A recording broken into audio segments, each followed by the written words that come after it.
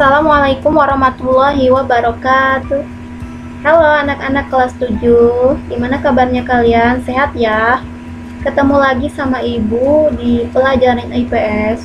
Untuk materi hari ini atau pertemuan ini, Ibu akan melanjutkan materi yang sebelumnya yang belum tuntas ya, yaitu tentang potensi sumber daya alam kemaritiman Indonesia. Yang mana di pertemuan sebelumnya sudah menjelaskan tentang potensi sumber daya alam, yaitu yang terdiri dari potensi sumber daya hutan dan potensi sumber daya tambang. Nah, yang sekarang yang akan Ibu jelaskan yaitu potensi kemaritiman Indonesia.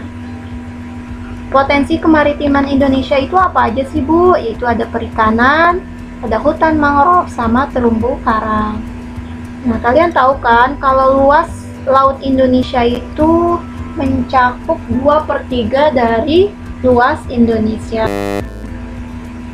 Dan potensi sumber daya laut tidak hanya berupa ikan ya, tetapi juga bahan tambang seperti minyak bumi, nikel, emas, bauksit, pasir, biji besi, timah. Nah, di sini selain itu kekayaan yang dapat dimanfaatkan berupa yang tadi mangrove, terumbu karang dan lain-lain. Nah, di sini akan Ibu jelaskan yang pertama yaitu potensi kemaritiman Indonesia berupa perikanan. Nah, kalian tahu bahwa laut Indonesia itu, kalian perlu tahu bahwa laut Indonesia itu memiliki angka yang besar ya, yaitu 6,4 juta ton per tahun. Wow. Nah, selain itu, potensi lestari adalah potensi penangkapan ikan yang masih memungkinkan bagi ikan untuk melakukan regenerasi hingga jumlah ikan yang ditangkap tidak mengurangi populasi ikan.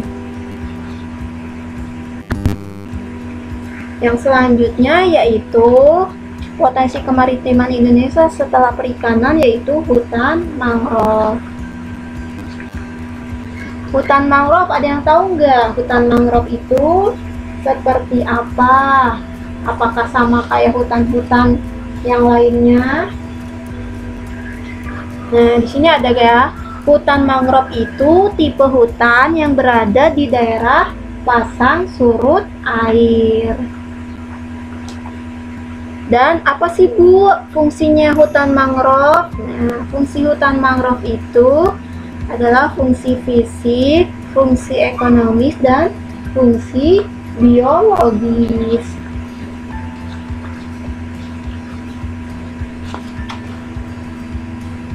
Fungsi fisik. Nah, fungsi fisik hutan mangrove itu sebagai penjaga garis pantai dan tebing sungai agar terhindar dari erosi atau abrasi. Kemudian yang kedua, memacu percepatan perluasan lahan. Yang ketiga, mengendalikan intrusi dari air laut. Yang keempat, sebagai pelindung daerah belakang hutan mangrove dari pengaruh buruk empasan gelombang dan angin kencang. Itu merupakan fungsi fisik hutan mangrove. Kemudian kalau fungsi ekonomisnya apa sih, Bu? Fungsi ekonomis dari hutan mangrove. Selain ada fungsi fisik, ternyata ada fungsi ekonomis. Fungsi ekonomis dari hutan mangrove itu ada yang tahu nggak? Apa fungsi ekonomis dari hutan mangrove? Yang pertama yaitu sebagai sumber kayu untuk bahan bakar dan bahan bangunan bagi manusia. Yang kedua yaitu sebagai penghasil beberapa unsur penting seperti obat-obatan, minuman, makanan, tanin, juga madu. Selain fungsi ekonomis, ternyata fungsi hutan mangrove ada fungsi dari segi biologis. Apa sih, Bu, fungsi hutan mangrove dari biologis? Fungsi biologis yang pertama yaitu sebagai tempat untuk mencari makanan, tempat memijah, serta tempat untuk berkembang biak berbagai organisme seperti apa? Ikan dan udang.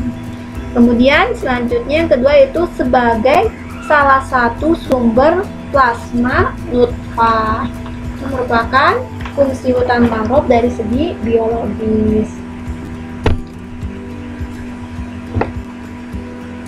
Nah, selain itu ada juga fungsi ekologis. Fungsi hutan mangrove dari segi ekologis yaitu sebagai habitat binatang dan ada sebagai melindungi pantai dari abrasi. Nah, paham ya hutan mangrove? Insya Allah paham. Selanjutnya yaitu terumbu karang. Pernah nggak sih kalian lihat terumbu karang? Pernah ya? Terumbu karang itu merupakan batuan sedimen kapur di laut yang berbentuk dari kapur yang sebagian besar dihasilkan dari koral. Binatang yang menghasilkan kapur untuk kerangka tubuhnya itu dinamakan terumbu karang.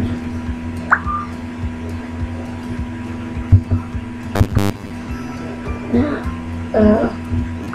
Bu, terumbu karang itu ada berapa jenis sih? Sebenarnya terumbu karang itu ada 4 jenis ya, ada tipe-tipenya. Yang pertama itu tipe terumbu karang tepi. Yang kedua, terumbu karang penghalang. Yang ketiga, terumbu karang cincin. Kemudian yang keempat yaitu terumbu karang datar atau gosong terumbu. Itu merupakan tipe-tipe terumbu karang. Kemudian selanjutnya yaitu manfaat terumbu karang. Apa sih Bu manfaatnya terumbu karang? Terumbu karang itu bermanfaat secara langsung dan secara tidak langsung. Ada ya dua manfaatnya, yaitu secara langsung dan secara tidak langsung. Ada yang tahu nggak manfaat terumbu karang yang langsung? Maksudnya langsung itu bisa langsung dapat dimanfaatkan oleh manusia. Yang pertama yaitu sebagai tempat hidup ikan yang banyak dibutuhkan oleh manusia dalam bidang pangan seperti ikan kerapu, ikan baronang, ikan ekor kuning, dan batu karang. Kemudian manfaat yang kedua yaitu sebagai pariwisata, yaitu wisata bahari melihat keindahan bentuk dan warnanya. Yang ketiga sebagai penelitian dan pemanfaatan biota perairan lainnya yang terkandung di dalamnya. Kemudian kalau manfaat secara tidak langsung, manfaat terumbu karang secara tidak langsung yaitu sebagai penahan abrasi pantai yang disebabkan gelombang dan ombak laut serta sumber keanekaragaman hayati. Nah, di situ paham ya terumbu karang. Nah, terumbu karang ini dewasa ini kerusakan terumbu karang terutama di Indonesia itu meningkat secara pesat. Yang mana terumbu karang yang kondisi baik hanya sekitar 6,2%. Sangat mengkhawatirkan ya. Kerusakan ini menyebabkan meluasnya tekanan pada ekosistem terumbu karang alami. Nah, oleh karena itu kita supaya bisa menjaga kelestarian alam ya seperti terumbu karang ini. Nah, cukup sampai di sini cukup ya. Mungkin kalian semua insya Allah udah paham ya, mulai dari yang pertama yaitu ada perikanan, hutan mangrove, sama terumbu karang. Nah, semoga apa yang Ibu terangkan bisa bermanfaat buat kalian semua. Wassalamualaikum warahmatullahi wabarakatuh.